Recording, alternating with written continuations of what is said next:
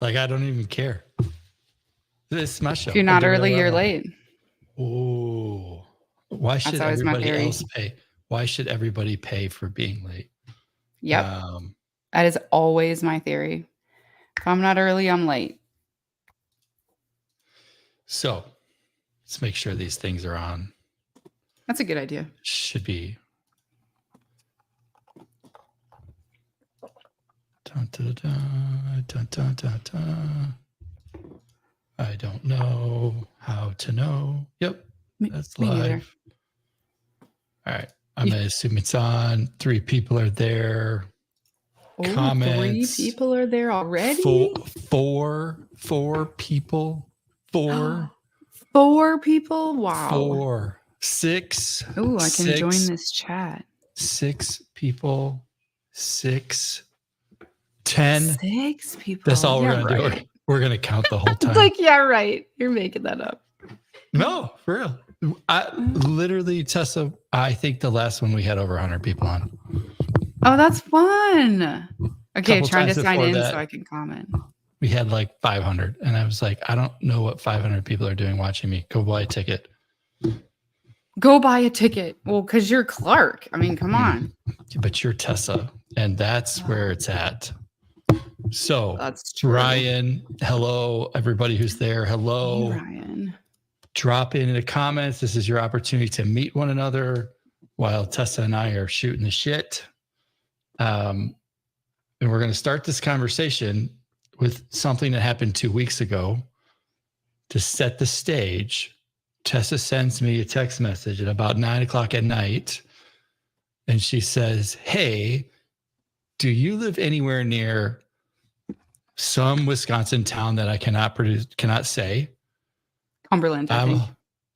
I'm like, nope, turns out that's pretty far. Why? I got excited. I'm like, oh, we're going to go catch up for dinner. I might fly in to see a cow. Which is not what you expect to hear somebody say at 9:00 at night. It's a cow auction, to be clear. Multiple cows. Still, so what I'm dying to know is, did we get the cow? We did get a cow. From Wisconsin. That was actually, yes, from Wisconsin. I have 3 cows in my yard currently that all came from Wisconsin. Just came last weekend. All 3 of your cows are from Wisconsin? Yes, 3 of them. We are starting a raw dairy. So that's a whole nother conversation, but yes. Okay. All right. How did you,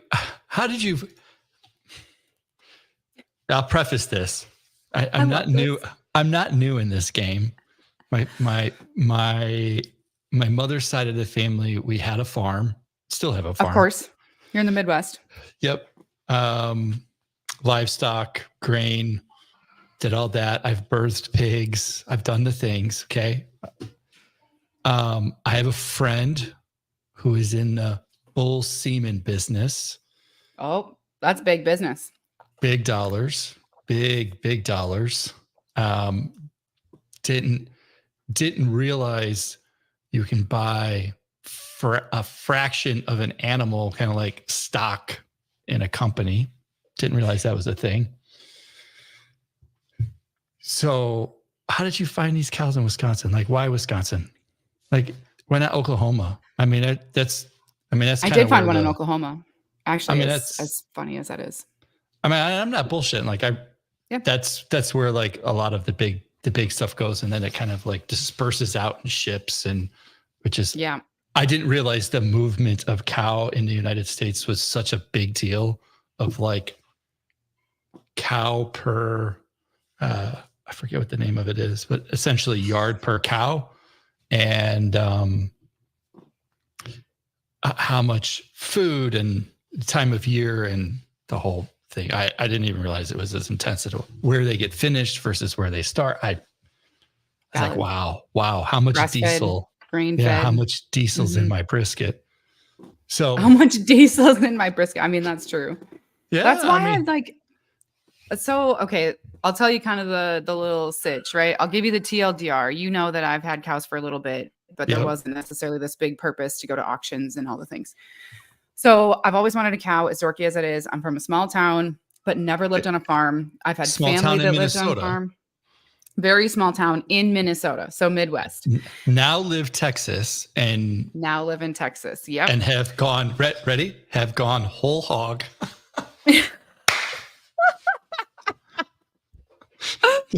Oh gosh, here we go. Okay, so you're gonna have to come up with some like utterly delightful jokes as we get into the get into the milk part. Anyways, so wanted a cow, right? And I've always been obsessed with jerseys. And jerseys, for anyone who doesn't know much about cows, jerseys are a dairy breed and they make a lot of milk, and you have to milk them if they are having a baby and in milk, because otherwise they'll get uncomfortable. Okay, so I started figuring all this out and I'm like, oh, maybe I don't want to have to like milk something all the time. Then I started trying raw milk. Is this before or after you had the cow? So this was like midway. So I got a mini cow and then had the chance to get and that was a beef breed. I'm like, I feel like I'm like, who's my audience here? How much do they know about cows? It's hard to talk about it. Long story short, I got some mini cows. I got some cows, love the cows. They're great cows. I'm absolutely have been so, what's the right word for it? Just smitten. Like farm life is my thing, you know, like it is totally for me. Oh, this is a moving conversation. I love it. I'm just rambling. Anyways, okay, so now I got cows, right? But now I have a bunch of different kinds of cows. And I had gotten a couple dairy cows because I had decided that raw milk was amazing, which by the way, it's amazing. So then I started getting a couple dairy cows and slowly found myself shifting. And my husband and I were talking. I got laid off in February, as you know. I'm doing consulting, which is going really well. We can come back around to that at some point. But that like also left an opportunity where I'm not working as many hours as I was when I was going full time, which is a beautiful blessing. And so I'm like, cool, what do we do together? And so we started talking about it. And we wanted it to be something alongside of what we're doing with the farm stuff. My husband's doing cattle AI, which is not the cool AI stuff that we see in tech. It's like sticking your hand up a cow's hoo-ha and using that bull semen that you were talking about that your friend has interests in, and actually impregnating him that way. So he started that business. And then we thought, hey, you know what? We really do truly love this cattle breed, which is called a Guernsey, which is the cows that I bought on auction. And so we started pursuing that, looking into what it would be for a dairy, and made the decision that it's like, hey, all the boxes are checked. It makes sense. Cost profit margin is there. So we're starting a raw dairy. And that I think is mostly for the milk, right? I started realizing how much fat content, good fat, and how much protein content is actually in raw milk, plus all those vitamins. And so cannot wait to be drinking that good stuff every single day. So how much cow do you need to make a sustainable I don't want to say way of life, but like endeavor? And I mean that because like we live in where we live, everybody's got a horse, and then they realize, oh shit, the horse needs like a metric ton of hay every day. And they're like, oh, horses are expensive. Oh, we have to have a lot of land. Like, big deal. So looks cheap on the outside. Like, sure, we'll give you a horse. And then like, yeah, okay. That's like giving somebody a puppy. Yeah. So how much cow do you need for this to be a thing? Yeah. So it depends on the cow, the breed, and how much milk they produce. So the Jerseys and the Guernseys, which are kind of your higher fat percentage milk, which is what I want, more butter, more ice cream type of milk, creamier. They make about 4 to 6 gallons a day. Holy shit. I didn't realize it was that much. Holsteins make even more than that. Those are like the big, huge black and white ones. So it's, yeah, basically. Yeah, you're so right. So yeah, I mean, really, depending on how many customers you have, obviously we could we could have a business with one cow and just sell 4 to 6 gallons a day. And, you just bottle the milk, takes you about an hour, decide what your time is worth, what the market is. Around here, raw milk goes for $10 a gallon. The only dairy that does exist in the area is bumping up to $12 a gallon. We'll probably start at 10 still. Got to come in a little light, right? Yeah. Yeah. Get people to like our milk first. But we are hoping to have 6 to 8 for our herd total. I mean, that's a lot. It is, but it is. It's a ton of work. Like, oh my gosh, so much work for the money that you get. It's so crazy. Like when you compare the profit, the ROI on tech work versus farm work, but I don't know. It's work I want to do, I don't mind getting pooped on, as silly as that sounds. I mean, I enjoyed my time at my grandparents' farm. It was a good time. It was a hell of a lot of work. They had, when I was there as a kid, they had mostly pigs or hogs and pigs and chickens, but we used the chickens for ourselves, and then we did grain. And I mean, my grandfather worked like a machine, and the whole family was involved, right? A lot of the family, my cousins lived down there. So the farm hands were my cousins. Farmers have big families because farmers. So it was an interesting life. Yeah. I mean, there was always activity on the homestead. There was always something going on. When it was dark, you were sleeping. When it was light, you were working. And that's 2 meals a day, big breakfast, big lunch. That's it. The rest of the time, you're working. You're doing the thing. So it was good. You know what's crazy about it though, Clark? And like, my grandparents are the same way. So our farm isn't quite that intense because we're not as big as that, right? We'll probably spend, I'd say when we get to our 6 to 8 cows, we'll probably spend about 4 hours milking, doing chores, kind of That's the things. A good amount of time. It's definitely a good amount of time. But it's going to become my husband's kind of full-time thing. So eventually I think, it won't feel so cumbersome. But I will say, like, but it never stops. Like, no, it doesn't. There's no breaks, no vacations. Right. Yeah. Somebody has to milk those cows when you leave, right? You want to go on vacation, somebody has to come over and do the work. Hey, speaking of going on vacation, how far are you from Wisconsin Dells? I mean, I know that conference is there in July, so I figure you're not too far, but how far are you from there? 2 hours. I'll be there in June. Wait, let me look at the dates. Oh, when? So in June, I'm going to the Guernsey convention. I'm ditching the tech conferences and going to the cow conferences. I'm not going to feel offended by that at all.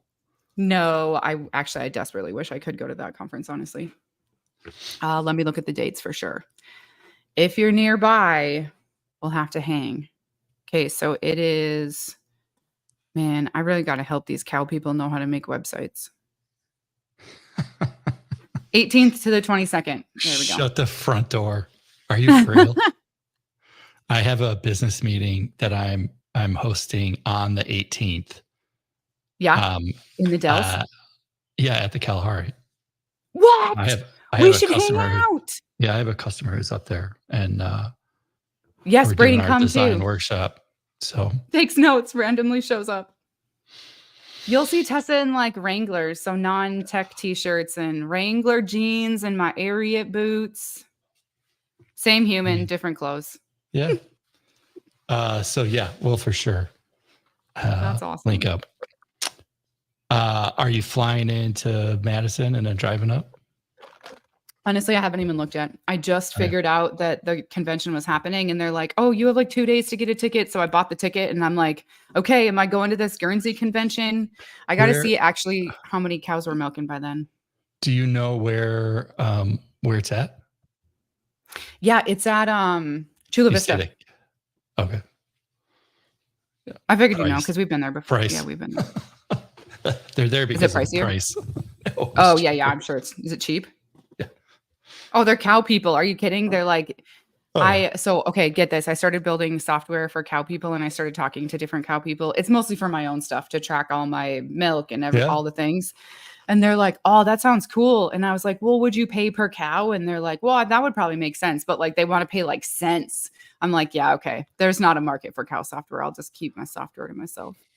So take a quick pause. For those that are watching, jump in the comments. This is your opportunity to meet folks, ask us questions. You know the deal. If you use the comment, the hallway track, then you're entered in a giveaway. I'm not going to keep repeating this because I just want to talk to Tessa, but I love all of you. Does brown cows produce chocolate milk? Of course they do. Of course. That's just what you tell kids. Yeah. Of course they do. Absolutely. So I want to rewind a little bit because you lost your job. I did. We have been friends for a number of years now. Tears have been shared between things. You went out on your own. That is hard. So how is things going? Like, how is Tessa? How has Tessa evolved in said new adventure? That's a very loaded question, Clark. I know.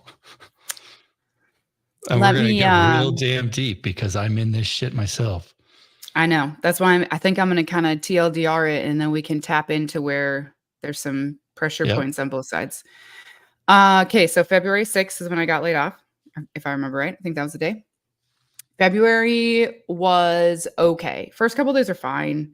Then I got really sad just because I was like, oh man, I worked with a bunch of great people. And it just was like the sadness of like, I was ready to be sort of like I don't want to say a lifer, but I was ready to spend a solid 5 to 10 years at Snap, just get comfortable, bounce around, find my thing, end up in some leadership, work my way up. Honestly, I was okay spending a bunch of time there. There wasn't everything that aligned perfectly, but gosh, were the values just so deeply good. Yeah. And it got real dark. I don't remember about when it got dark. We had some visitors. I think right after I got laid off, we had a lot of visitors and there was just a lot of people. I love people. I'm fueled by people, but I'm also like super host. So when I have people over, I want to make yummy food. I'm making cookies. I'm making sure we've got the best yummy raw milk for everyone. I'm making sure you've got the freshest homemade creamer. Like I'm just super host. And I love to do that, but it gets exhausting. And so I think I super hosted for too long when I was in an emotional state and then got a little dark. It just felt like I just was in a vicious cycle of I can do this, I can't do this, I'm going to do this, this is how I'm going to do my business, here's going to be my specialty, here's going to be what I'm focused on, I have to worry about this, I need to build that, I want to do this. And it was just like, in retrospect, oh my gosh, what a waste of time. Because honestly, now, well, actually, let me just share a little more. Got a business coach. We'll kind of fast forward through that. Got a business coach, very helpful. Helped me sort of realize I don't need to be spinning my wheels. It's okay to just be okay with the way something is and move on. I got handed a very amazing client towards the end of April. We just kicked things off in the middle of May. So kind of TLDR there is I've got a really awesome client that I call kind of my whale, I guess, whatever the word is. They call it whales at the casino when they're the big rollers. That's what they're called. They have gotten me to my first income goal. So I've honestly just been very blessed in that. And so now, although I haven't been trying, but I am seeking another client to fill about, 10 to 20 hours a month or so. But otherwise, wow, it was a little sadness, a lot of darkness, a lot of self-doubt, a lot of imposter syndrome. I know at one point I wanted to like text and reach out, and you and I sort of had connected, I guess. And well, I should have texted you. I told you later I didn't text you, but yeah, like I'm disappointed that you didn't. But I will also say that's kind of the process in that, like, you can look back and say it was a waste of time, but no matter what anybody told you, you were going to do it anyways. And so, that's just part of the scars that you get in this journey of shit. And part of that is realizing that you also need to have a support group of people who can go, Yeah, you're crazy That's like so everybody bad. else. And this is the thing that this is what happens. So for the people listening, because I think it's important for all of us to hear this, because gosh, this is probably when people are in their prime of needing something. Um, Also, I really apologize if anyone hears my baby. We have a new helping with the babe, and he wants to come visit mom. Anyways, I had a pretty hard week. It was a real bad week. And I took myself out to dinner because I just needed to be away from other people because I was not a constructive human being. I was nothing but a Yep. negative, Yep. not Bad nice place to human being. be. Yeah. So I took myself out to dinner. I just went and got a steak and just chilled. And I wanted to text Clark. But the reason I didn't text Clark is probably something we all feel is that there are people in our lives, right, that we feel are close to us, but we don't feel that maybe, and this is for me, I didn't feel like I've maintained my relationship with Clark well enough to hit him up at 8 p.m. on a Friday night and be like, dude, I'm in the deep. But of course, I should know, and anyone who's in this should know that Clark is always a person that you can go to when you're in the deep. But it's my own imposter syndrome or my own Yep. issues, right? That like I do suck at maintaining friendships. It's just a part of my personality. But when I do get back to that person, I try to be the best friend I can be. But I was in my own doubts of like, oh, Clark doesn't Yep. want to hear about my worries, which is stupid, right? I mean, it is stupid. Because part of just sitting in the shit with you is also that also helps the other person learn too. Right. You're taking it So as valid. all taking, but at the same token, your experiences and what you're going through also help the other person on the other side, assuming that person is in the kind of in the right mindset of being there and growing together. Yeah. It's true. That's so true. See, like, that's the thing. Like, I feel like, oh my gosh, you guys. All right, we have to come back to this, but my husband accidentally let go of the cow and he's trying to chase it and it has run off from him and it's very entertaining. I really wish I could turn the camera. But coming back to the conversation, yes, I agree. I think we just need to be more okay with like it's okay.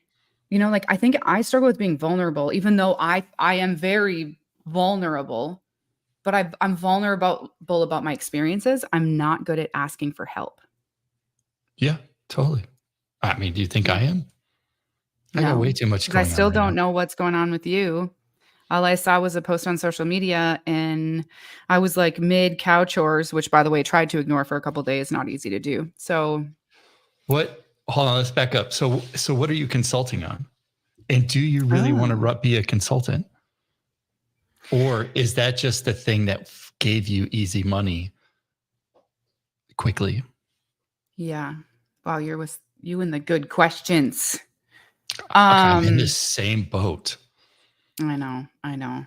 Like I Yeah, am doing consulting. I don't want to do it, but I also need money to buy the milk to feed the babies.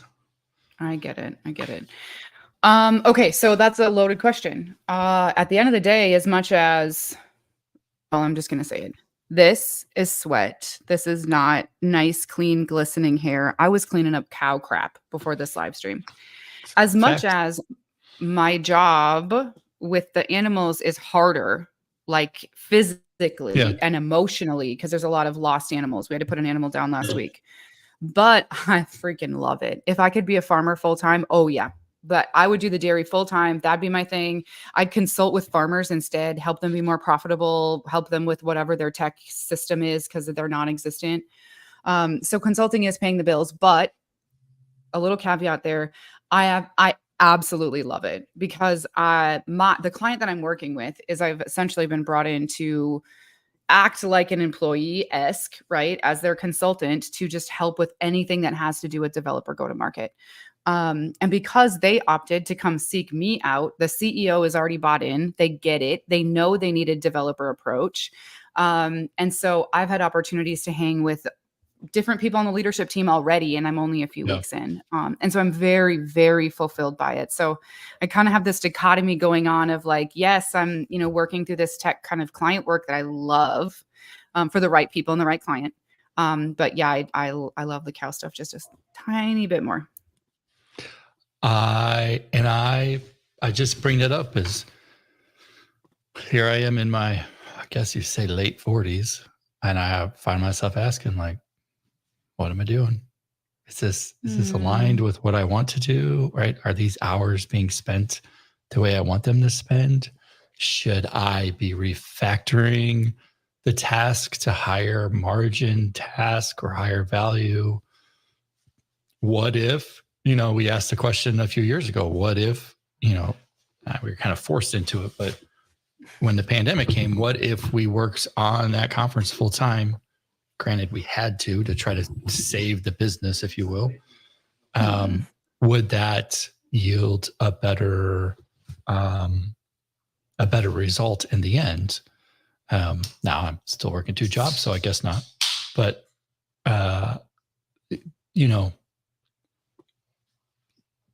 money has to come in, right? It does. The therapist. I hate it, by the way. Yeah. So the therapist told me the other day, I need to let go of like, I'll call them legal structures, whether it's that conference or unspecified or blah, blah, blah, LLC, whatever. None of them really matter. Mm-hmm. It's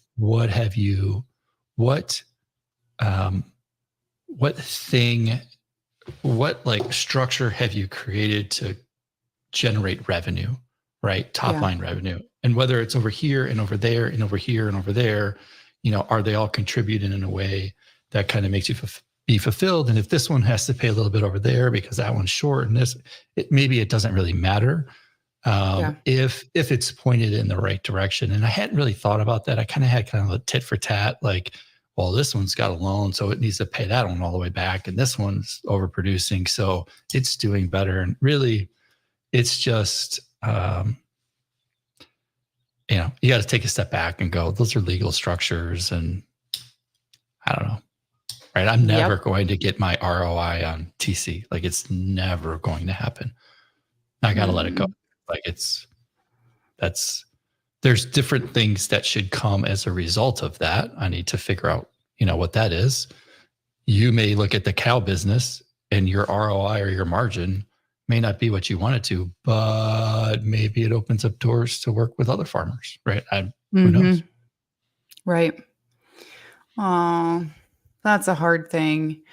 I will say that's the, I don't know if you saw the little snippet for the podcast I was on with Kevin, his multi-threaded income podcast, but he made the title, "You got to make money from people who have money." And that was essentially when him and I were kind of just BSing before the show. Is like, I told him that's what my coach helped me realize. And it was like, we know it, right? We know we have to make money from people who have money, but people like you and I want to spend time with our peers. Like we want to elevate them, empower them and help them and give them the stage and the presence and the power, like give them everything that we've ever had the chance to have and so much more. But it was really hard. And I think that's when I was in the dark too, was just this realization of like, I wanted to build a community for DevRel professionals where they'd come and seek advice from each other. We'd have peer roundtables. You could get feedback on your strategies or your approaches.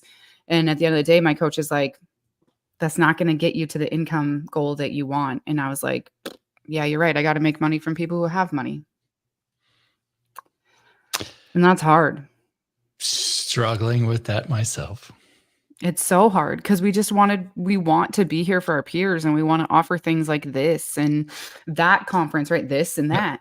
Yeah. I love that. There needs to be a side show that's called This and That or something. That's like so cute. That's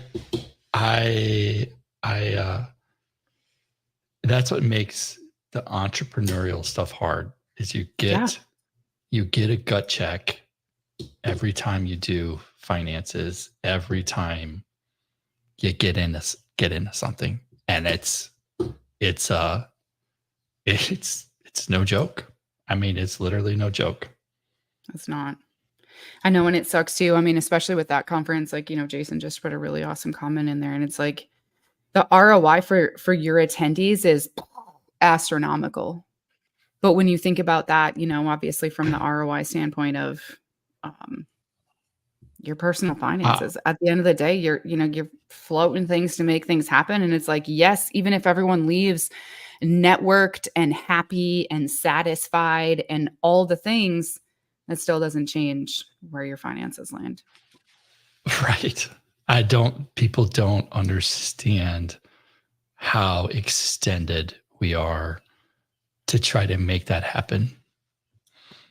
It's real. Well, I mean, people need to realize like it's not free. Like bacon costs money. Your time. It's expensive too. Yeah, your time is not free. Food is $65 a plate. Like this isn't like Jimmy John shit, which I wish that'd be great. But in the grains, and I'm not, we're talking about business, right? And all those aspects of business, your time, the bills, the overhead, the whatever, like those are the lawyers, the CPAs, the this, the that, the things you don't really think. To provide a thing. Yeah. Contracts, like that stuff has real impact that adds up. And I think I said it in Texas, it's like we're in this place where works for speakers, works for attendees, works for venue, doesn't work for organizers, right? And that's like the balance of the, four-legged stool has to get fixed. And, arguably that's on me, right? What does that mean? Change in ticket prices? Well, that doesn't seem to have really worked. So sponsors, as you know, right? Not really wanting to give up money at the moment. They're not. And on top of it, coming from someone who that's my job, right, is to get people to spend money on tech events, is there's got to be that ROI, right? And that conference has the ROI. Like it is very much there because the relationships that you make there are just so powerful. That I think that ROI is more than there. But the thing about it is that how many other companies and people are actually tracking relationships down to each touch point they have? They're not, right? And so I feel like there's constant education that I'm trying to do, that others are trying to do in this space of like, it's relationships. It is relationships when it comes to developers, and they're so important. If I could convince all the companies to realize that conference was like the one event that if they send a good team, they have the right authentic conversations. They don't have to spend money on tons of events, spend money on this one event. But the thing is that companies and people don't realize that it has to come down to that. They're like, oh, how many email addresses I'm going to get? Yeah, okay. How many are those going to freaking turn into actual leads? They're not. You have to make friends with developers. That right there. That's the thing that I'll be on the phone. I'll have the conversation. How many asses in seats? How many this? And I'm like, what does that matter? That's not a value. That's not valuable. Yeah. Right. And then it's how many email addresses. I'm like, how many email addresses? Just go buy them. Like, you're not coming to me for email addresses. I'm like, I don't come to me for email. Like, we're going to launch an email campaign. I work with partners to help find the people to go do the thing. Like, that's not why you're coming. But I've also noticed people are lazy. Meaning, I agree with that. Pre-pandemic, things just kind of fell into one's lap. So it was easier to say, get the lead. Money was cheaper from an investment standpoint. I mean, when you got a 0%, 1% interest rate on money, you can take out big money and do things. Now it's 8%, 9%. Not really what people want to do, especially me at the moment. And there's been some turnover. So now you have folks that are in roles that weren't before that don't really understand how to do this. And they've been working at home. So their skills of interacting with people are shit. So you're like, none of this matches. They don't get it. They don't get it because with the turnover of having people, I mean, and it's all hearsay, right? But these are the trends and opinions I have that from what I see, right? Is that these people that are coming in, they're not hiring the ones that understand how to market to developers who understand how to take an event like that conference and really truly get all the value out of it. They just think they can just throw dollars at it and get eyeballs. And it's like, that isn't even what works with developers. So let's have a fundamental conversation about what works to attract developers. Then see, and Clark, like, I feel like that too. And I was always like, okay, well, what if I can come in and I can like DevRel this, right? I can be their DevRel liaison, go into the event and say, okay, what's your goals, right? What are your objectives for your program, for your company? Okay, great. Here's the event. Here's what you do. Because at the end of the day, like, oh, maybe that's the consulting thing. Clark, maybe that's your service is like the in between. I'm just joking, by the way, because we've had some serious conversations here about some hard work. I don't, it's like they just need to be hand delivered an event, like a post event report or something, because they just don't even care. But it's like if you're at that level of don't care and you just want email addresses and a post event report that tells you how many eyeballs might have seen your booth or your thing, like you're just lighting money on fire. It's those are the people that I say that like you're throwing darts at a wall instead of darts at a dartboard because you just trying something that ain't gonna work. And I usually say those are the people standing behind the table and not in front of the table. Yep. Right. Yeah. Waiting for people to come to them, which is so not welcoming either. Just hiding, don't want to do the work, don't want to get involved. And it's weird. But then, I can flip this back to people in tech and go, how many people invest in themselves? Right? How many people are really trying to, right? And there's another problem. Like we expect shit for free. It's not free. We're all right. We're all right with saying, oh, I'm going to leave. Like, why would I pay X amount of dollars for this tool and blah, blah, blah. And it's like, well, because there's people on the other end maintaining it, and things need to be reasonably priced. And certainly companies have screwed that every which way to Sunday. But I don't know. I look at tech and then I hang around with my entrepreneurial friends in the industries they're in, and it's wildly different. Yes, wildly different. Wildly. I was literally just gonna follow you up and be like, that's because everyone in tech is spoiled. And they truly are. And like I say that with like a good heart, right? But we are freaking spoiled. Wildly. Tech is crazy. Speakers, this is the one thing that I don't really say it much, but speakers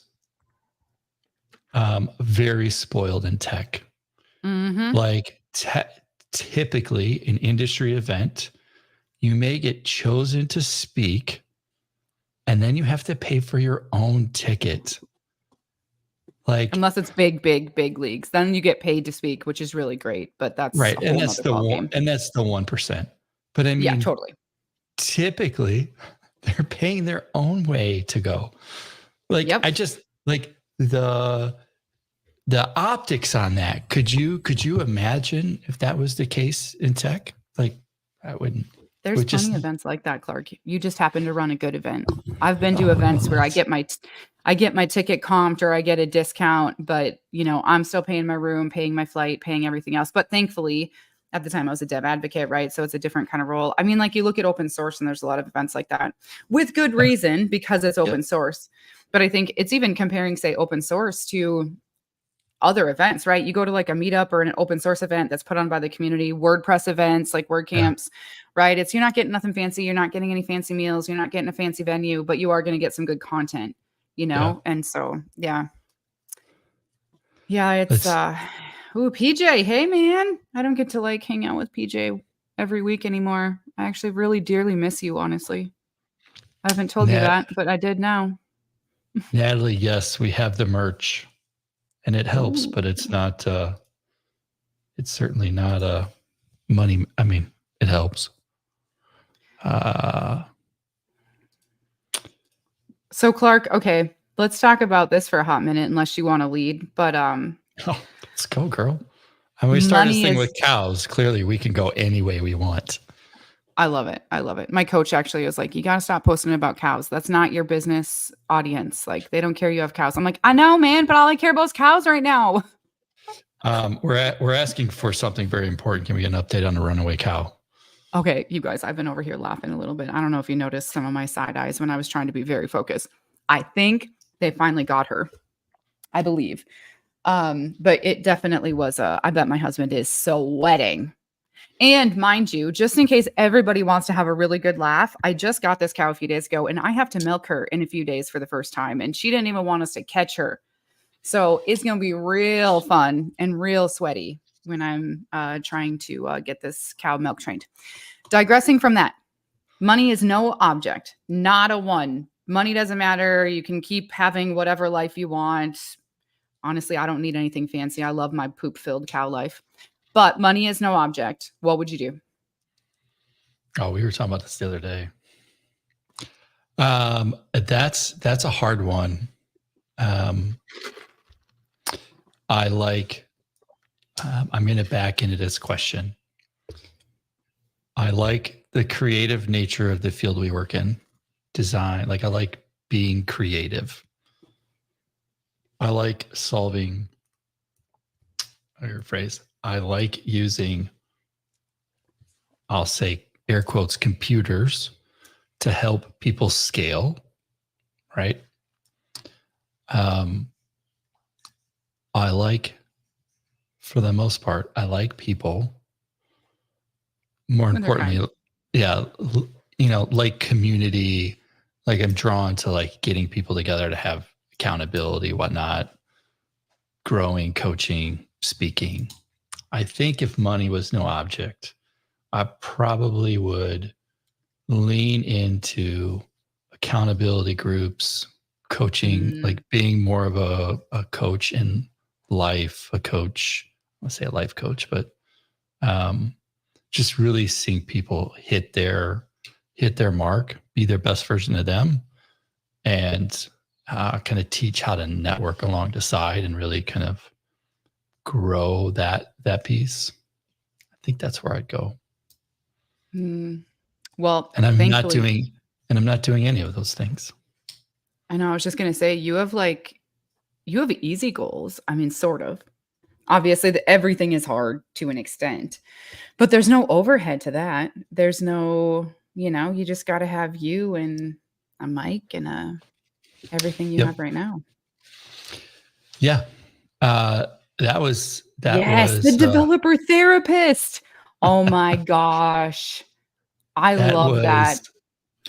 That was kind of realization I had last week. It actually came up with me and said therapist, and it was what is stopping you from doing? And I don't know. Developist.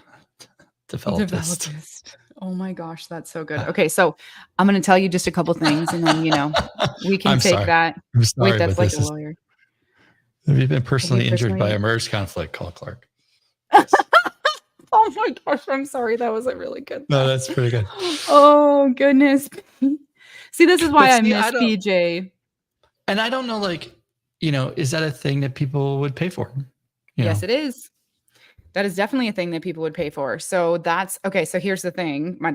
First thing I wanted to do was to build sort of a self-serve community, peer community, right? Whereas more self-serve, but I'd be in there hosting events, doing the things, right? Yep. Much like you do at that conference. Yeah. He completely ruled that one out. He's like, that's an extra. That's not a moneymaker until you've gotten enough stuff going on. I'm like, okay, got it. I could have told you that one. I know. And I know that too, Clark. But again, we know what we want to do. Okay. So then the next thing was like, I'm like, okay, maybe I can just coach them, right? I can help them. I can pull together a letter to their manager. Cause obviously if they need coaching, they probably need a little help with some of the like executive buy-in and things. And then he was like, yeah, okay, fine. But again, still not going to be my main moneymaker. But I did do tons and tons and tons of thinking about how to sort of scale that and how to do that. And I do have a couple of clients that I coach. And when people are self-aware of the areas of improvement, they absolutely will pay for a coach. And I really, truly think that it's a thing that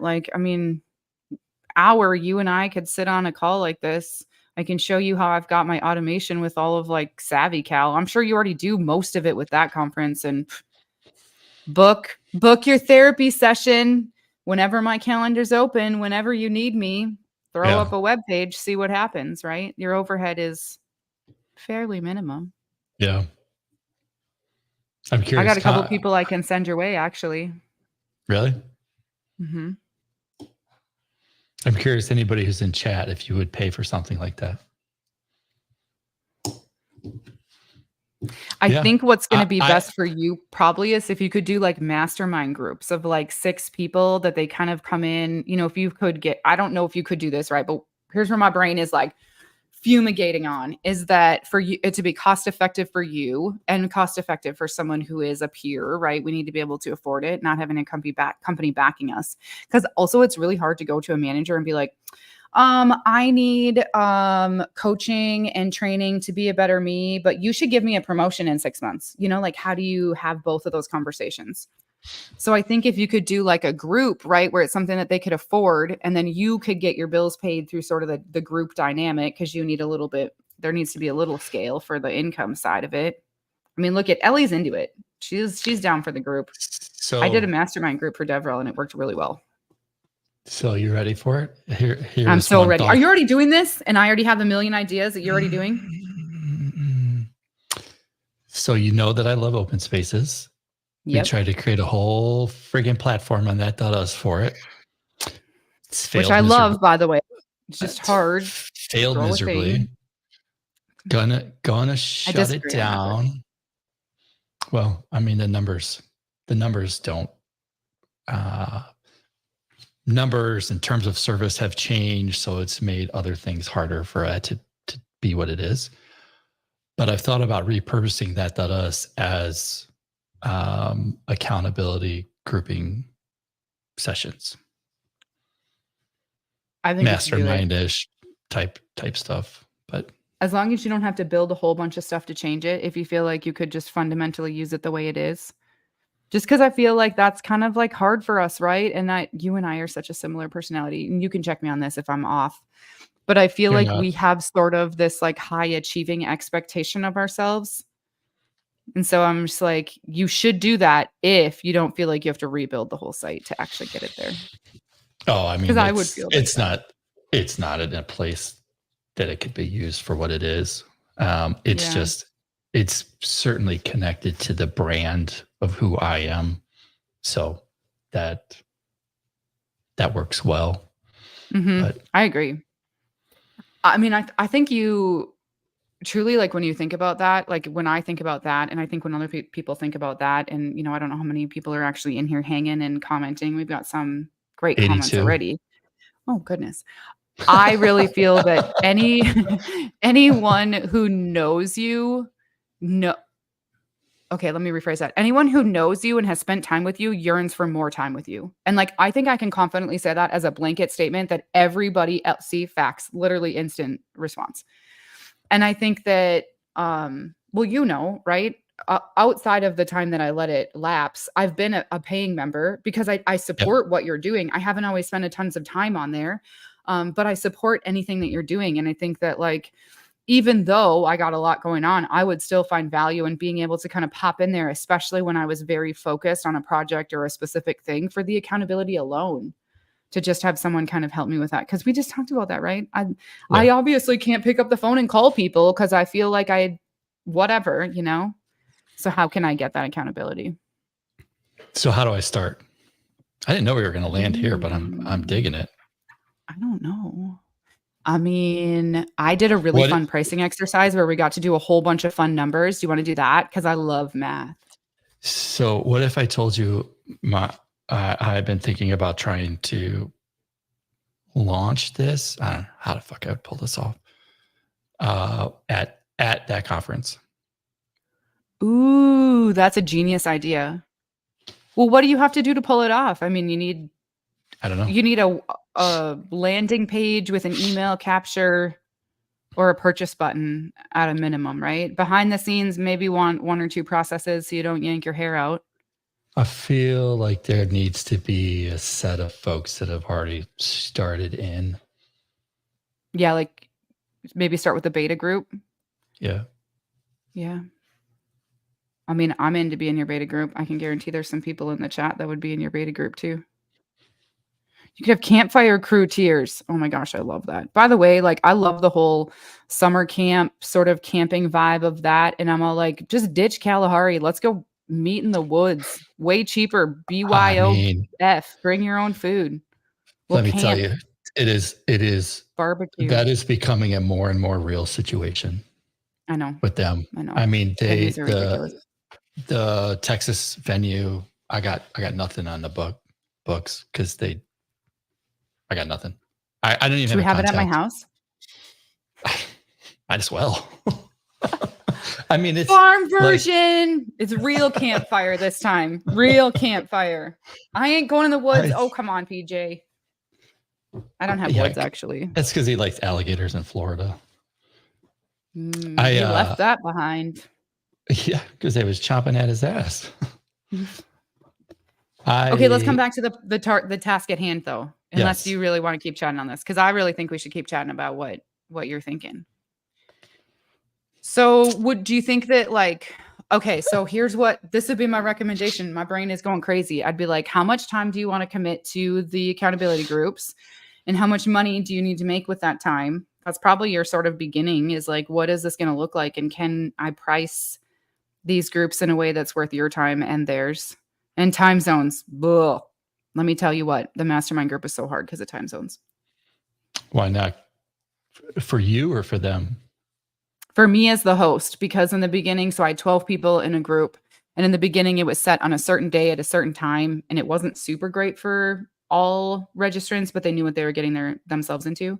And then we had a registrant that had something kind of big change, and everyone agreed to want to accommodate. But then at the end of the day, accommodating 12 people to change the time was very difficult. Very difficult. Yeah. So I'd say if you did it, it almost would be like, this would be my recommendation, is that you'd pick, like, you always do it Tuesday mornings, Wednesday afternoons, Thursday midday. I don't know, right? So you can like cover 12 people zones, feels like too many in one group. I agree for accountability groups, because that is too many. But they were learning DevRel strategy. So we were fun. There was like lessons to be learned, and then discussion points about how to take that and apply it. I agree, though. That's a good start, too. I don't think I want to go more than 6. I only say that because we can have accountability groups in the entrepreneurial thing. And once you start getting, like, the vast amount of experiences are great, but the time of which you can explore those experiences become diminished. So you can't get very deep just because there's just too many people. And that's where it gets hard. Yeah. I agree I also think, too, it'd be really nice if this could, in a dream world, right? It'd be nice if you had a good pipeline of folks that are coming in. So you were doing multiple times a week, because then you could start to bring people together that you knew, like curate those groups. Mm-hmm. And I think the curation of community is really, really good. And you're very good at that. Like, you're very good at introducing the right people to the right, like, places and things to bring value to their life majorly. So I think that, once you got this thing chugging, I think that could be really cool.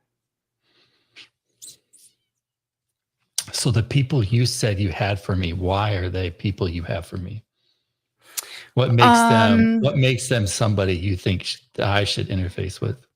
Yeah. So, one person is new into coding. You probably know who that person is. I'm not going to say anything because I don't want to oust anybody for whatever they want to do in their personal lives. And I think that person, I'm helping. Amazing human. I'm helping that person a lot, like, start to understand and learn DevRel and the kind of DevRel tactics, because that's their passion area. But I think that person, because they're newer to coding and software, not newer to tech, but newer in coding and software, that I think that they could benefit from, getting a really good insight into the culture of tech and, like, how to be a developer. And I think that a lot of what you could bring value to in those accountability groups would very much be around, I don't even know what I don't know. And that is the problem with tech, is that we don't even know. Brayden, we don't know what we don't know. And I think the thing about it is that going to that conference and meeting other developers and spending time in communities, that's when you start to know what you don't know, because then you get to know other developers. They tell you stuff. You're like, oh my gosh, I didn't even know that was a thing. I didn't know that Silicon Valley had this whole giant tech thing. I mean, I sort of knew. We all sort of knew, right? But all of a sudden it was like, hey, turns out it's actually not that hard to get pulled into that Silicon Valley tech. Podunk girl from Minnesota got pulled in, and here I am, right? Yeah. But I just think there's so much value you could provide on that developer side. And I really feel that since COVID coming back, everyone is starting to not only want to live where they want to live, build the life that they want to build, but I think they're also different with their decisions and their expectations of life. I think people are a little bit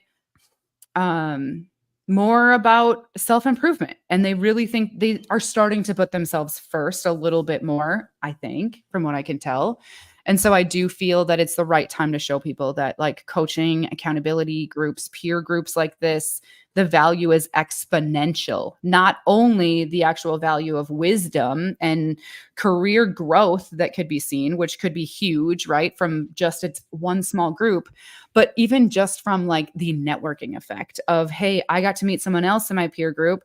That relationship's going to forever stick. I taught over 300 women to code with Girl Develop It. There are women that I taught to code that are now developers, and I will never, ever forget those humans. Like, I'm constantly like, you at, girl? Like, what are you doing now? And I think that it is just a bond that will forever be a part of their life. So I guess I'm saying this more for other people. You should jump into what Clark's doing. I think this is a good idea. If we can find the right pricing structure where parties are happy with the cost and you're happy with your income level. So how would you go about that? Oh my gosh. Do you want to know the nerdy pricing exercise that I did? Yeah. Okay. Well, I don't know. People are really going to realize how nerdy I am now, because I am like just ridiculous when it comes to this kind of stuff. So I was trying to figure out what I wanted my price to be. I have had this sort of like, oh, my prices are $250 an hour, because it was like, other people are doing that. Kind of makes sense. I calculated out my sort of salary and I was like, meh, that seems fair if I was actually going to not be employed. Kind of a shot in the dark, right? So I actually went through and figured out, and I took all the salaries for DevRel positions of leadership or strategic positions and sort of found that median salary. What does it cost for a company to bring in a lead of developer relations or any sort of kind of developer strategic lead? Then I started figuring out that as an employee, you're going to lose about 6 months out of the first annual salary, because you're going to just lose 3 months versus a contractor, because they're going to be at offsites or pulled into meetings or just crap that employees have to do that consultants don't. And then you're going to have like 3 months of onboarding, right? So I said 6 months of the salary, they're actually impactful. So then I figured all of that math out. Then I started looking at what's the actual salaries, how much is the employer paying for an employee to have benefits, to pay taxes, to do all the things. Figured all that out, got close to like, I want to say it was like almost 350 to 400,000 for someone to bring in a DevRel leader as an employer after taxes, after benefits, after kind of all the things, with the median salary. This is the median. Divided all that out. And so my hourly rate is $330 based on all of the math to do that. Obviously I kind of jumped over some things, but it was figuring out, what does it cost a company to get a DevRel program started? Okay. If you're willing to pay that, have some wasted time, let's get you a program much faster, and calculated that down to sort of, what does that hourly rate look like? Not as easy for you to do, because developer therapists aren't a thing. So what does a therapist make? What does a really good engineering lead make, or manager? Yeah. I mean, the interesting part is that puts, I'll say, me in a 1 of 1, which is a good place to be. True that. I know how much my therapist costs. It ain't fucking cheap. But nope. Neither are coaches. My coach is $1,000 an hour. So if you wanted to start taking, which by the way, I cannot afford. So if anyone's like, oh my gosh, Tessa can afford that coach. No, Tessa's just doing the coach while I can get through setting it up, because it's wild. Okay. So, but you as a business person, I mean, I have a few coaches. I thankfully, some have been very gracious with their time. And I'll say they've been, talk about pulling you out of the shit. There's been nothing better than when a coach calls you and says, where do we stand today? Why are we not getting this done? And just like, yeah, you need to get the hell out of your funk. Let's get moving. Yep. And or they show up with the thing you were supposed to deliver, and they are like, hey, you haven't provided it, so I did it. Hits you right in the feelers. Yeah. I do really think that we okay, so we could start talking about tech alone and why this is so valuable, because the other fundamental, deeply rooted problem with tech is that first off, everyone is spoiled, so freaking spoiled. So I think now everyone's like, oh my gosh, salaries, because salaries are lower, benefits are changed, less all the things. So people are sort of in this space. But I think also they don't realize and they don't see all this stuff. Right. So like they don't see, as a developer, they maybe don't understand sort of kind of the business side of like what that looks like. I had a really good point of why this mattered. And my brain is just kind of like, Tessa, why do developers care about business? I mean, they should care. My brain lost the really great point that I had. But at the end of the day, I think the biggest thing is like, as a developer, I really truly feel like our nemesis is what we don't know, because we're always willing to solve a problem. We're willing to Google it. We're willing to pick it up and figure it out. But sometimes when we don't know what we need to know to do it is the problem. And this is where I feel like this would be very valuable offering of like, what the heck is tech and what do I do to get into it? And do I want to get into it? And if I do, how do I stay in the safe zone? Because that's also a whole nother level of importance. Yeah, there's certainly we've been around long enough. I've been in this shit for 25 years. Everybody thinks work from home is great. Gonna tell you, is somebody who's been working from home since 2006. It's pretty nice to work in the office too. Build some nice relationships when you actually get to interface with people. Just saying. Don't get too high and mighty on the I only want to work at home, because I agree with that. But as someone who doesn't want to relocate from a little Waco farm, I'm also like, but no, it can be done, but you have to be very intentional to get the value out of. But would you be willing to travel for a week here and there to be in the office? Oh yeah, definitely here and there. And there's a difference. Yep. When we swing so far and we're like, I absolutely not go anywhere. You're like, then okay, you're not going to build the relationships that you need to when you really need to. Yep. There's some good comments. Like, Ross, I completely agree with you. And when I say spoiled, I say it because I came from like hospitality management. And so truly we are spoiled, but I do agree with the precedent that in a sense of us being spoiled, it's only to cover the fact that, developers are pushed to basically do all the things that a company makes money from at the end of the day. Yeah. As a homesteader, yay! Exactly. Lydia, I fully agree. It's the same way that I can exist too. Oh my gosh. Is that a cow in your picture? Or a zebra? I'd go cow. That's adorable. Either way. I really would honestly like my big client is actually going to be in Austin next week, and I'm very hopeful that we get to at least have some FaceTime to just, even if it's just dinner, because I agree, like I love people, but they're not the same. Panda cat, that's even better. But they're not the same over the internet. Like you can't sense my passion over the internet. You get zero energy. I'm hand wavy, but yeah. Okay, so you and I are going to hang out. Oh, we're at an hour. I don't know if they like cut off at exactly an hour, but you and I are totally going to hang out in a couple weeks. It sounds like, if you're going to be in Dallas. Hey, where should I stay? Because I'm trying to find somewhere cheap to stay. I'm probably not going to be at the water park that much. I'll be checking out dairy farms and cows and in the poop. Just you, or literally. Come out with your family? I think it's going to be just me, because everyone else is going to have to be milking. Farm life. Okay. There is a brand new hotel. Ooh. That I will give you after. Perfect. Because I'm in Waco. We're talking about going to Wisconsin Dells. And for those going to Wisconsin, you can go there too. Let's see. The name of the hotel is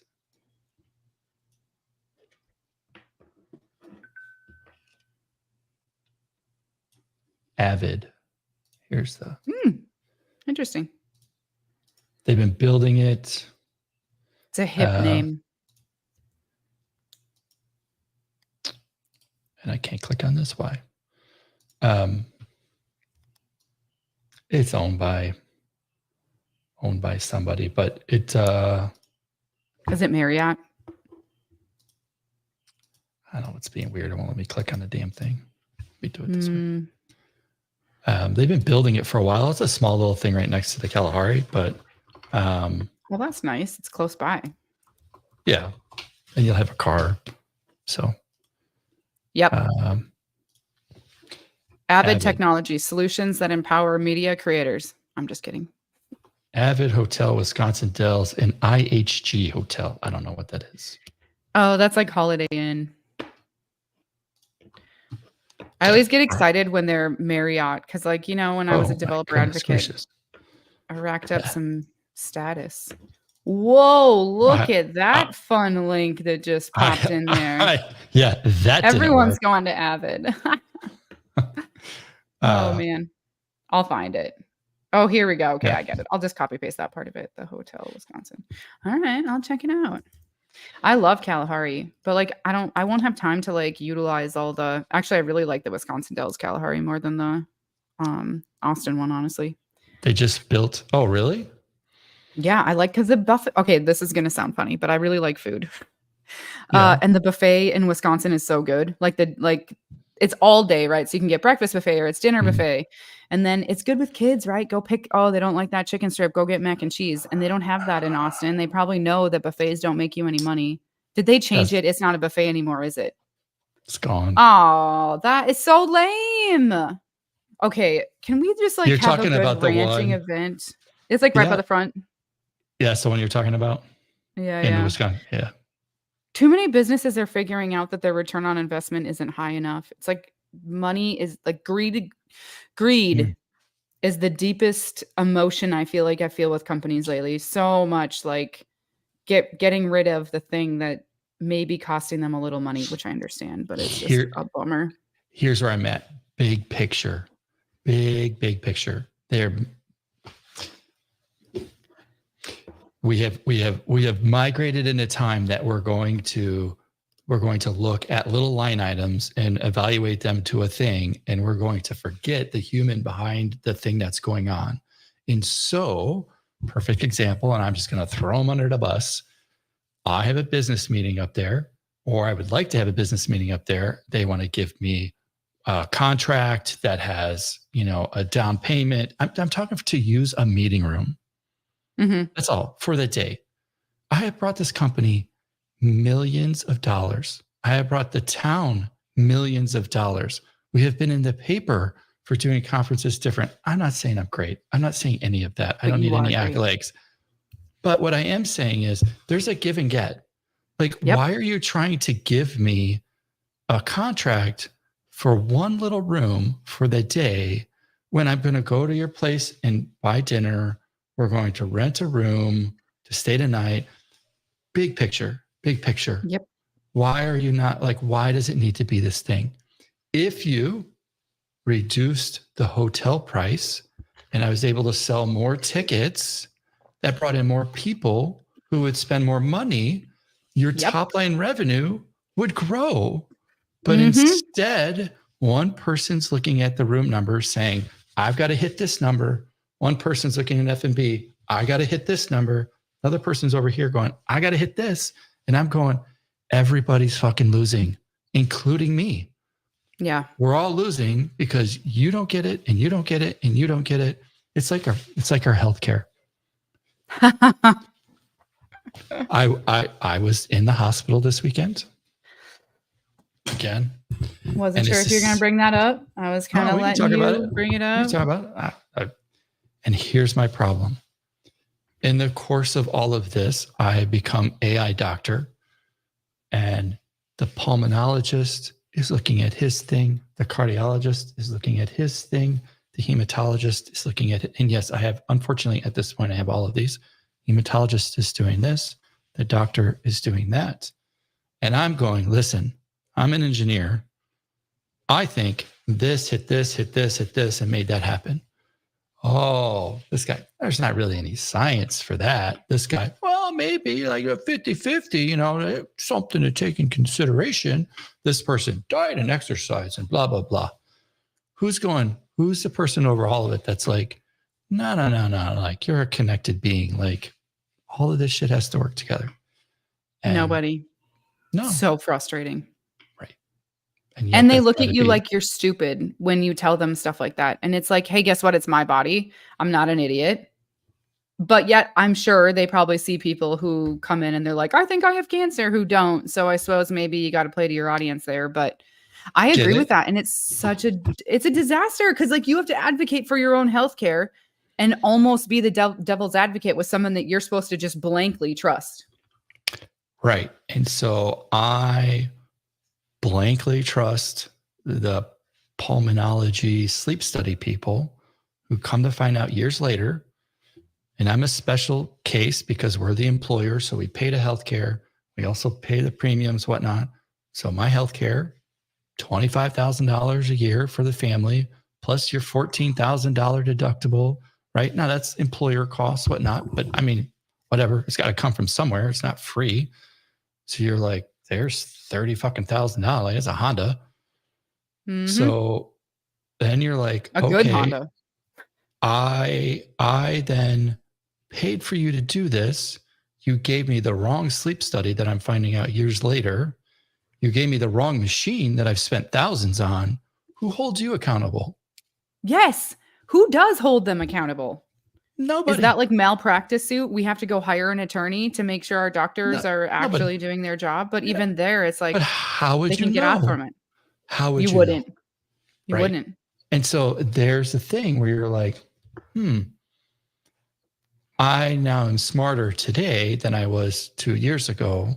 But now as we go through this thing, all the things you're like, nope, we got to put this person in check. Nope, I got to argue with this person about this because I don't want that done. Nope, got to argue about this with this person because they don't do it.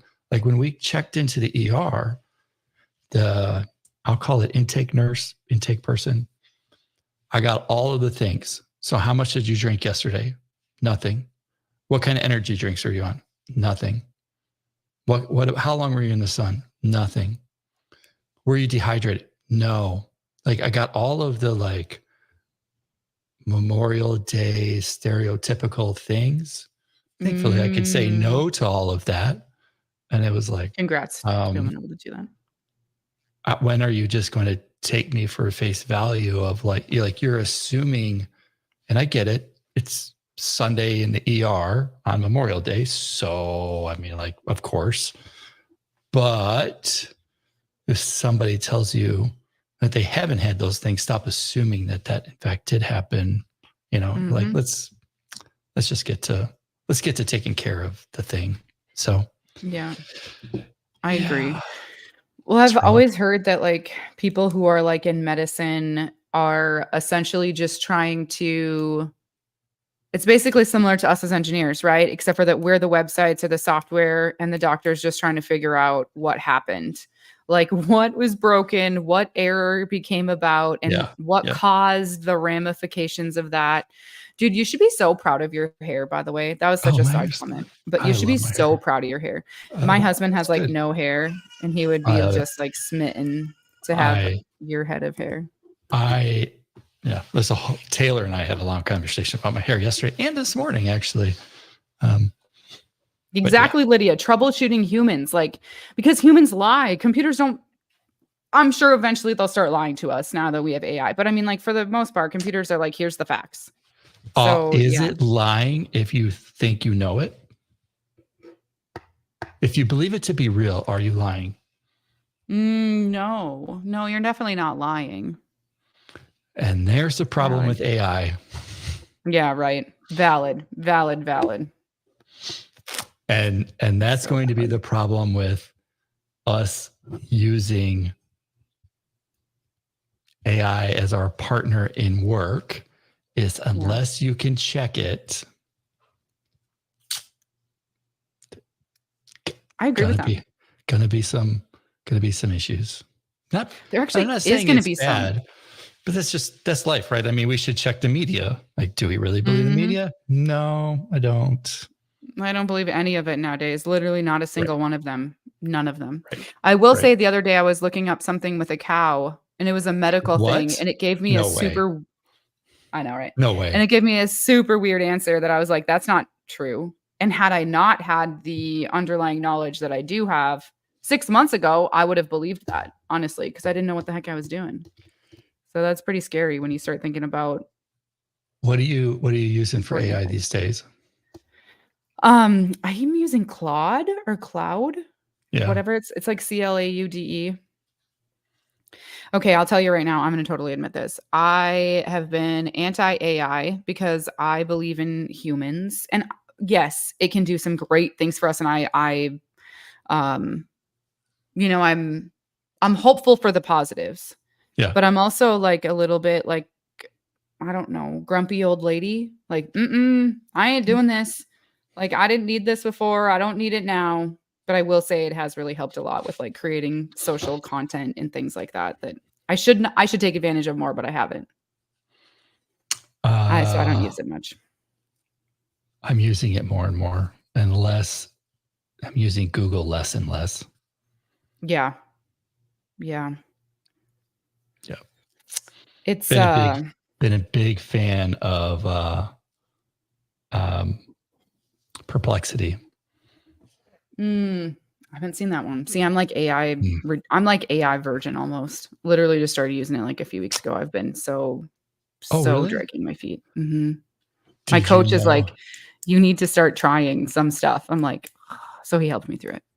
Did you realize that for the Texas show and the one before that we used ChatGPT against your profile and your session to create all of those cards that we posted for every single social thing? Like we had them Twitter, LinkedIn, whatnot, like use their API, did the whole thing, all managed from a spreadsheet, because that's what we do. We use Google Sheets and control the world with it. But hey, spreadsheets are where it's at. That's cool, actually. I know that there can be some really great things. I'm so anti the industry trend because I feel like, and I watched it, I'm not saying no names, I'm not talking about no companies, but I'm just going to say that I watched it play out and be just completely worthless and meaningless just because they're running to the race to have something AI. And it's like, can we not do that? Yeah. I mean, we're in a hype cycle.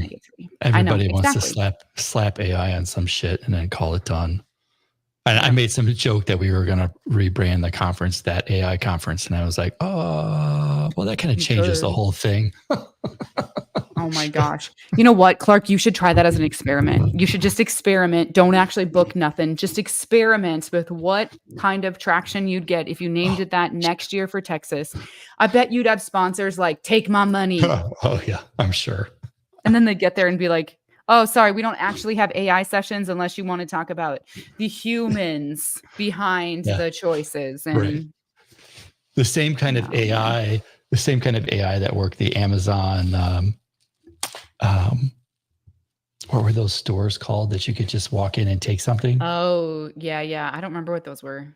Did you know that there was like a giant stack of laborers, I don't know what the right word to call them, in said remote countries that were sitting there watching every person's cart and then validating the transaction before it hit the credit card because they didn't believe in the thing. So it's like, I was gonna say that's not AI. Yeah, exactly. They don't even believe in the own technology. But that's the way it was sold. I'll just stick with AI as it means artificial insemination, breeding cows. Bringing it back home, all the way back home. If you need some semen, I got a guy. I truly depends if he's beef or dairy. Beef. Yeah. Beef. I'm not doing much with beef, honestly. I have some beef cows, but I got one so my family can eat it. We got enough beef around here for sustenance, and that's it. Yeah. No, he's beef, and I don't know if you'd call him like top line, like the kind where people are spending tens of thousands of dollars for a fraction of said cow. Yeah, that's crazy. That's the level he's playing at of like, holy moly. So That's crazy. I know. I actually can't wait to come to Wisconsin Dells for the convention because I'm intrigued. Like the first cow not the first one, but one of them that I wanted to bid on, she went for $15,000 and my budget was 4,000 was my budget. I was like, goodbye. She disappeared quickly. Yeah. Steven, you must have not been in here in the beginning. See, we took a turn, I think, where I mentioned cows again. I believe that's when he commented. And Steven missed the whole chaos in the beginning, if that's what he's referencing. He did. And I'll just have to go back and listen to the beginning. So before we wrap up, if you want to be in today's giveaway, you gotta post a comment. Otherwise the tools don't do the thing. And let me pull the tools up. Okay, here's a good comment thing. Clark, can I drop like a CTA of what people should put in the comments? Yeah. I have a calf that is due on Sunday, and that calf is going to need a name. Ooh. Name my calf. It has to be gender neutral because I don't know if it's a boy or girl yet. So you have to come up with something. Does it? I mean, does it anymore today? Yeah, that's true. Cows are all about the biology. Oh my gosh, Clark, actually, this is a really fun time for me to drop this hilarious video where these two guys are pretending to, well, I don't know, maybe they are farmers, but they're talking to each other. And he's like, well, wait a minute. If he doesn't have any balls, can you put him with the calves? And he's like, oh, no. He's still dangerous, even though you took its balls away. But can it breed calves? No, it can't do that either. And they're like laughing about where you can put a bull and where you can't put a bull and where it's absolutely hilarious. It's so funny. Gizmo, that's a cute name. That reminds me of the Gremlins movie, which is both like entertaining and also slightly scary, depending on your outlook on movies. Yeah, Muffin, that's cute. Okay, so I can confirm. My husband just looked through the window. He is very sweaty. So the cow debacle was very entertaining on all sides, I think. Ooh, Pixel, that's a good one. Bite. Ooh, Bite. Too. I like Bite. Bernice, that's cute. Bite. Bingo, that's fun too. Blanche the bovine. C sharp. You got a lot of just coming alive. All right, keep them coming. Keep them coming. Name the cow. This is so fun. So while that's going on, I'm going to open this up too. Hershey's good. Coming back to the Clark should go chase this thing. If you are truly interested, you can email me and let's see about setting up a beta group. And I don't know, let's make something happen. I think you should do it. I think there's a lot of great people in this group. I think there's people beta group. Do you want to charge for the beta group or is it free? You get Clark the therapist. I don't know. Something to think about. Either way, you should probably start the conversation now if people are listening. Make sure Clark knows you're on the list. Yeah, you got to email me. Just email me at that conference address. If you don't know it, I don't know what to say. The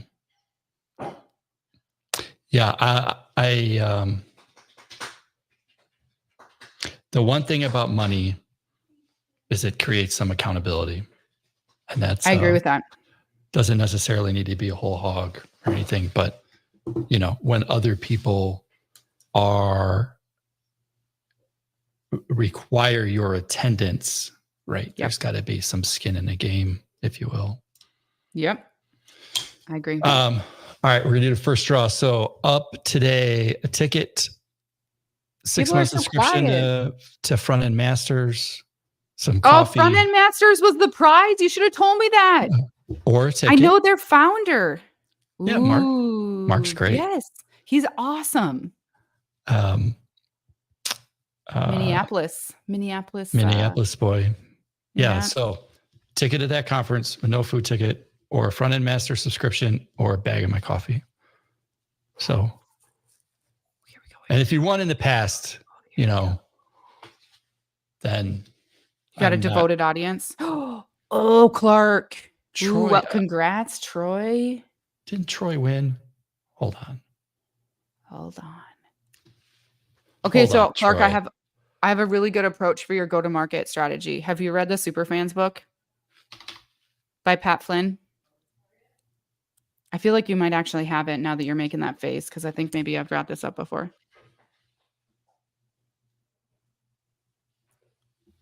He's looking for a book. I don't think so. Okay, so it's a super good book. I have a lot of good books. I know this one's good though. Like, I mean, okay, well, they all are good, but it's very easy to consume. Let me say that, because it's very like broken up in chunks. Oh, the screen is not going to be good to share, but it's very much about like, okay, let me tell you a story so that you understand. And then let me show you the impact of that story so you really understand. And then let me tell you how to exercise it out. So the reason I say that you should get this book, this kind of for anybody, especially if you're in like DevRel or community, or, you know, have an audience of people, is because it walks you through how to take your great audience that already adores you and leverage them to build something grand, and not in a bad way, but in a way that you're delivering what they want. They just want more time with you. They want more live streams like this. They want more Q&As. They want what you're offering, right? But this is a go-to-market approach to get those people to come into what you're offering. So I'm very, very knowledgeable on this book. So maybe you and I can like have a little session one day and break down that. Cause that was going to be my approach for my business too. But now I'm like, I have a client and I don't really need to go to market, I guess. Maybe just a little. I've got a good book that I'm just finishing with, called, The Gap or the Gain. The Gap, Ooh. The Gain. Okay. I don't have that one. Fantastic audiobook. It goes a little something like this. I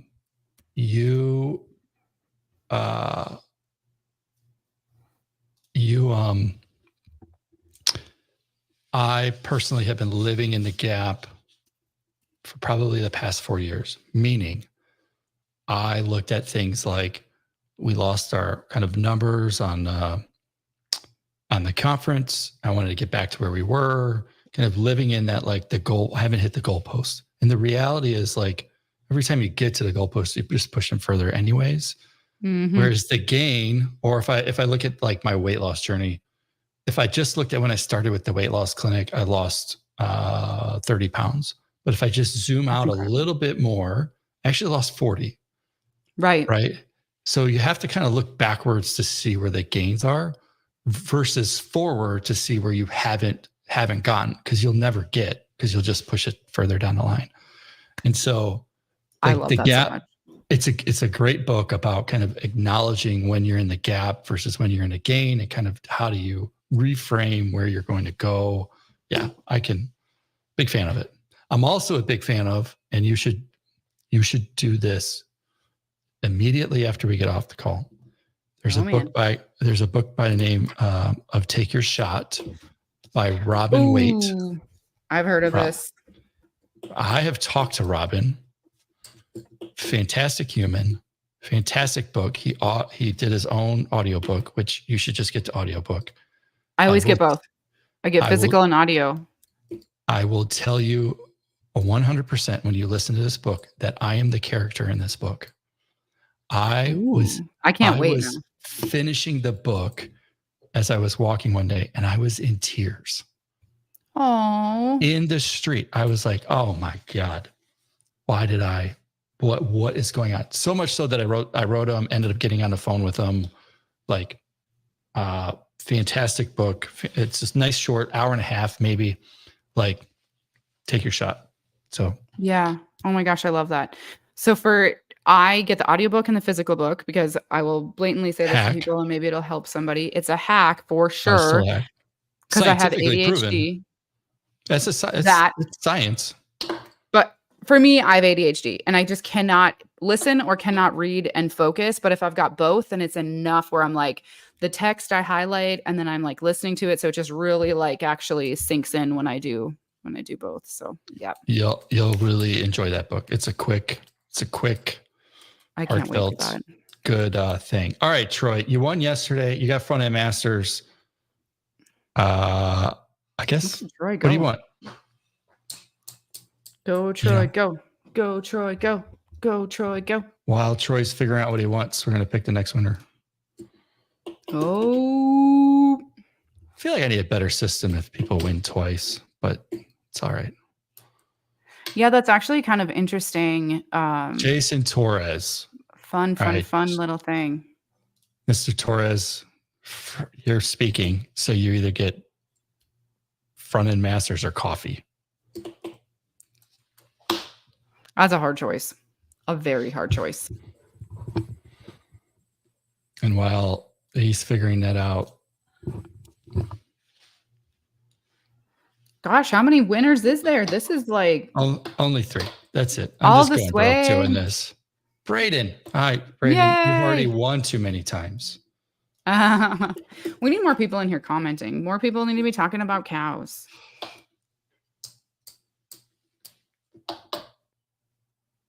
Steven.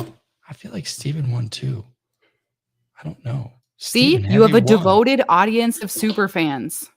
I'm amazed that there's 99 people on this thing and everyone's silent. Yeah. Like, what's up with that? I don't know.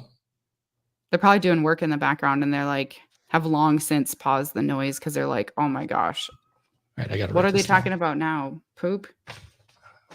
All right. So OG gang. So Torres, coffee, Tony.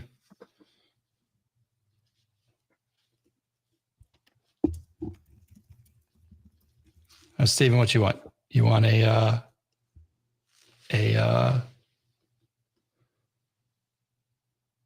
guess that leaves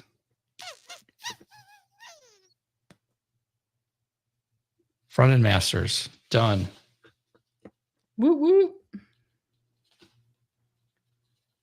Kudos to front end masters for providing those. That's amazing. And their programs are so stinking good. Steven, just DM me and I'll shoot you over a link. Torres, you got to send me your address. Tony, if you want a ticket, it's yours. Just hit me up in DM and we'll make it happen. Yeah. Well, I'm going to go see what happened with my cow. See if she actually made it in the pen. It's been a pleasure. Love you dearly. It has been a major pleasure. I love you dearly also. Truly, since the first day that you and I got to get on a phone call, I was like, oh my gosh. For the times that we knew each other and how much I had already been attending before we really had gotten to truly get on a call and like chat. I wish it had been sooner. Wish I had more Midwest time with you. Could never have enough Clark time. It's an interesting small yet big world that we live in. You know, True. I don't think people really realize, like, I don't know how much to say. Like, I mean, you and I have conversations.